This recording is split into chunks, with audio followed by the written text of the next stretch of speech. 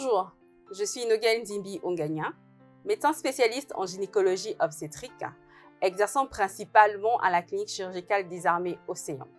Dans l'optique de sensibiliser la femme sur la prévention de certaines pathologies, nous allons aborder ce jour l'endométriose. Qu'est-ce donc l'endométriose? Tout d'abord, commençons par découvrir ce qu'est l'endomètre. L'endomètre est la muqueuse qui tapisse l'intérieur de l'utérus dans laquelle s'implante normalement l'embryon. En l'absence de grossesse, cet endomètre est éliminé par le vagin à la fin de chaque cycle menstruel, ce qui va former les règles. L'endométriose, quant à elle, est la présence anormale de cet endomètre en dehors de la cavité utérine. Cette localisation empêche l'élimination normale du tissu et peut entraîner une inflammation, c'est-à-dire une réaction de défense du corps. Les formes et les localisations d'endométriose sont très variables d'une femme à une autre. L'endométriose touche généralement un ou des organes proches de l'utérus, à savoir les trompes, les ovaires, le péritoine.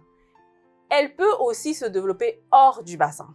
Dans le cas où l'endométriose infiltre le myomètre, c'est-à-dire le muscle de l'utérus, on parle d'adénomiose.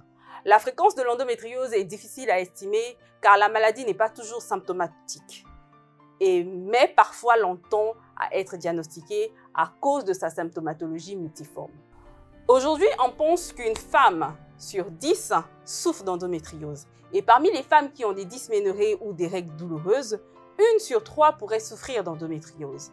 Cette maladie chronique est associée d'une part à des douleurs aiguës qui peuvent être perturbantes au moment des règles, pendant les rapports sexuels ou au moment de déféquer ou d'uriner.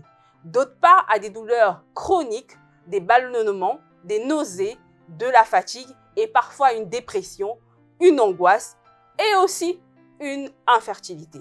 Cela veut dire que cette maladie est fréquente chez les femmes et peut être reconnue comme une situation de handicap. Mesdames et messieurs, l'endométriose n'est pas un cancer. C'est une maladie bénigne qui n'impacte pas le pronostic vital, mais qui peut devenir chronique, douloureuse, voire invalidante au quotidien. L'endométriose est une maladie complexe qui touche de nombreuses personnes dans le monde dès leurs premières règles jusqu'à la ménopause, indépendamment de leur origine ethnique ou de leur statut social. On estime que de nombreux facteurs différents contribuent à son développement. À l'heure actuelle, on pense que la maladie découle des menstruations rétrogrades qui se caractérisent par la remontée de sang menstruel contenant des fragments d'endomètre par les tropes de Fallope et jusque dans la cavité pelvienne, alors même que les règles se produisent et que du sang s'écoule le long du bassin et est évacué de l'organisme par le vagin. Les menstruations rétrogrades peuvent emmener les cellules semblables à du matériel utérin à se développer en dehors de l'utérus où elles s'implantent et se développent. La seconde théorie qui explique l'endométriose est celle d'une métaplasie, à savoir la transformation d'un tissu en un autre. Il se pourrait que les cellules situées en dehors de l'utérus se transforment en des cellules semblables à du matériel utérin et commencent à croître.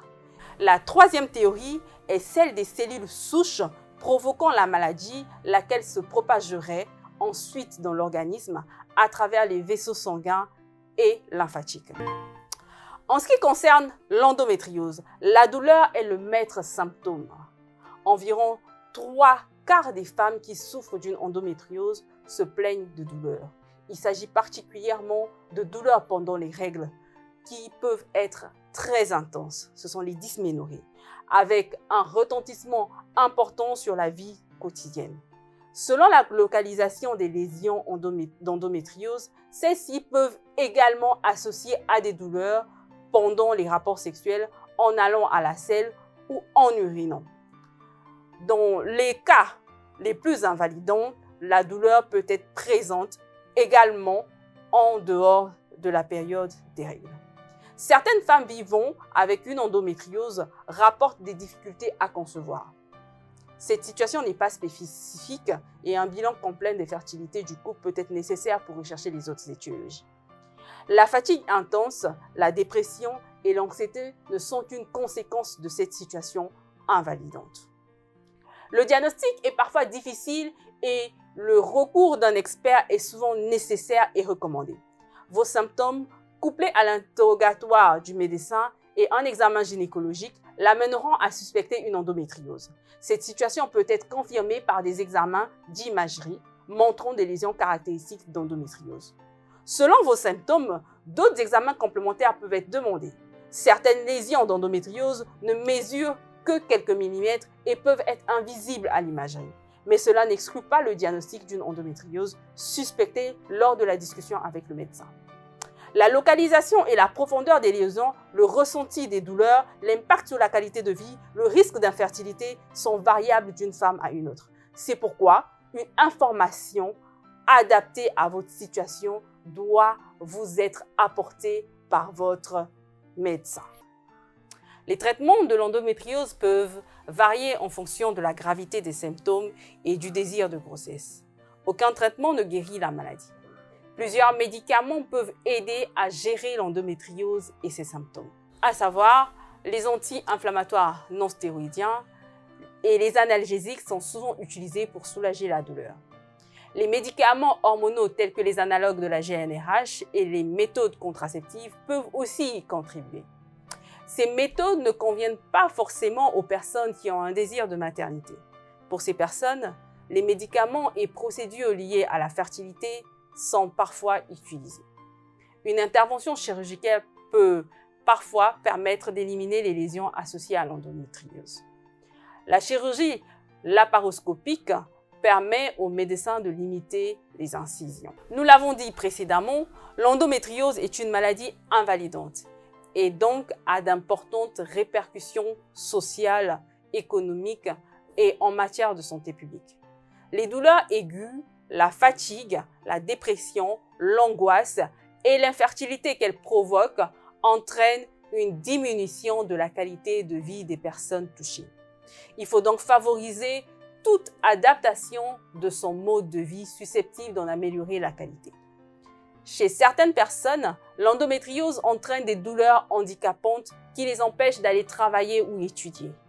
Les douleurs provoquées par l'endométriose peuvent pousser des malades à interrompre des rapports sexuels ou à les éviter, ce qui a un impact sur leur santé sexuelle et celle de leur partenaire. L'incertitude de pouvoir concevoir peut également générer de l'inquiétude. Les traitements hormonaux peuvent entraîner des changements d'humeur ou une diminution de la libido.